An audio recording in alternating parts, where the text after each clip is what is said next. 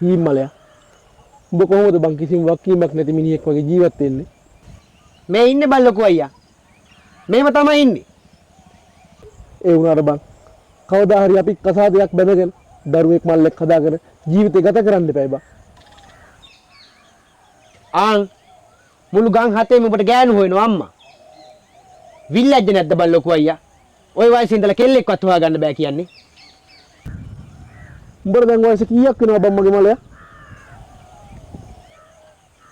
මට ඕන නම් උඹට වඩා අවුරුදු දෙකක් බාලා ඇති. එහෙනම් මං විතරක් මොකටද බං ලැජ්ජ වෙන්නේ? මලතලියෙන් වැඩිච්ච උඹට ලැජ්ජ වෙන්න ඕනේ නැද්ද මලයා?